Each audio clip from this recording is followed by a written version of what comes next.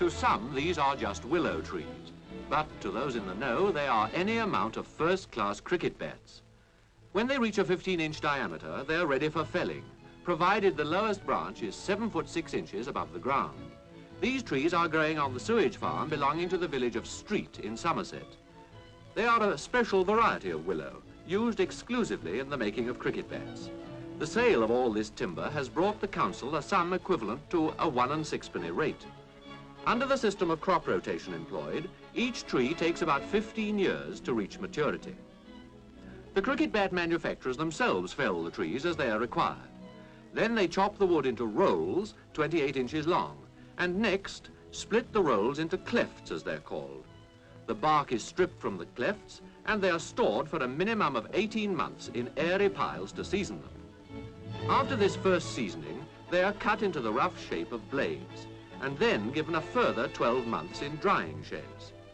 Now the really skilled work begins. The blade maker in this Nottingham firm shapes the blade by hand, working by rule of thumb. His only guides are long experience and a craftsman's eye. Nearly all the work in this factory is done by hand, and it takes almost as long for an expert craftsman to mature as for one of the willow trees itself.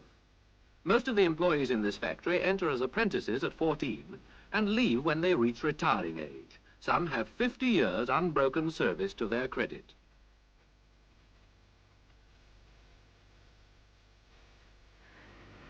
The press is used to harden the wood, which in the right hands will have to sustain some pretty hard knocks before it ends its career. Though it shouldn't have to bear anything quite so drastic as this part of the hardening process.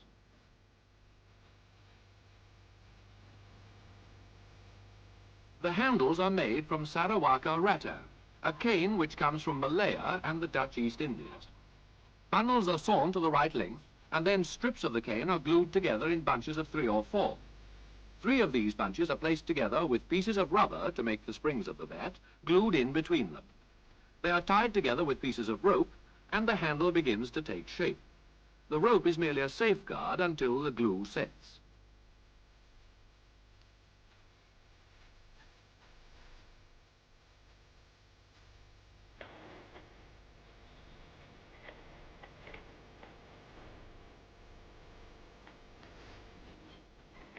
The handle and the blade are almost ready to come together.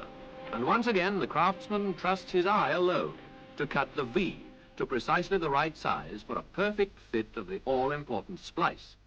Not even a measuring instrument is used, neither by the man with the blade nor the man trimming the handle.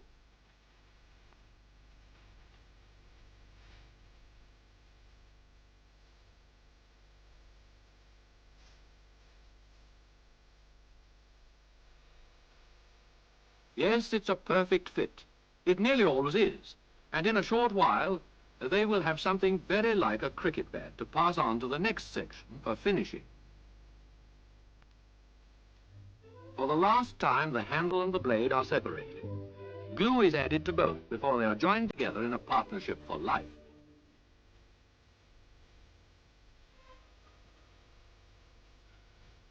For once, a pencil and ruler are used to indicate the exact shape and curve of the shoulders. And for the last time, a craftsman uses the knife to cut the wood. Except for the planing and polishing of its surface, the blade of the bat will now be complete.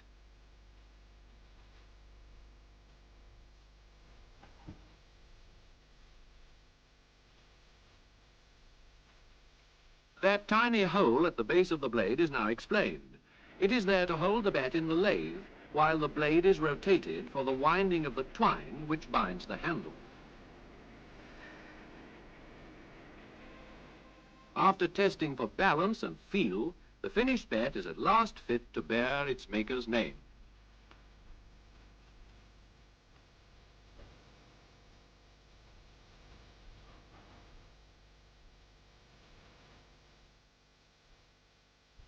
The bat's friendly rival is the cricket ball. The outer covers are made from these large skins of tanned cowhide. First of all, they have to be cut into long strips, and then the strips are dyed to the right shade of red. This Kent firm have been making cricket balls by hand since 1808, and the method has changed little since then.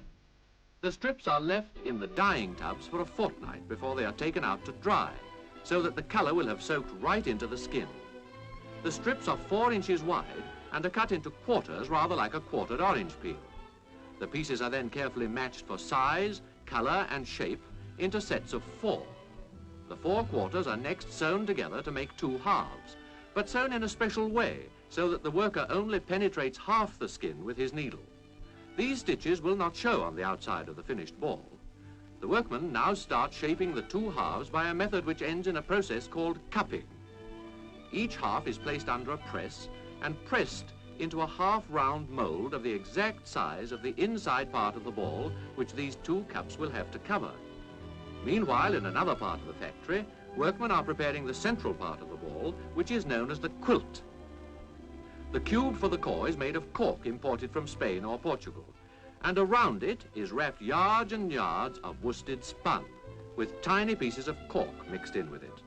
The quilts are then hammered into shape until they really begin to look like balls. Frequent tests are needed to keep them of a uniform size.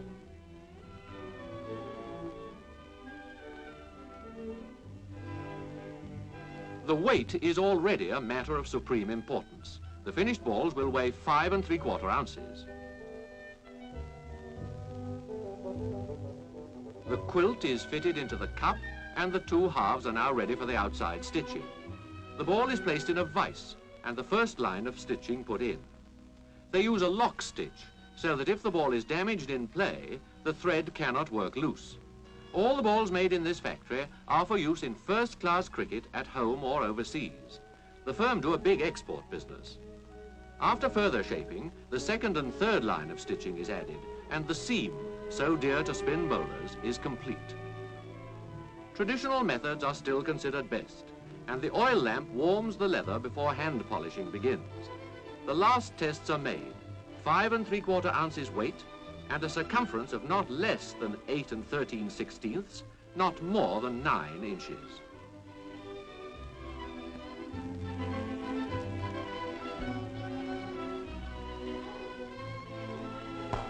At last, the leather meets the willow, and together they will act as the tools of the trade to thousands of cricketers throughout the Commonwealth.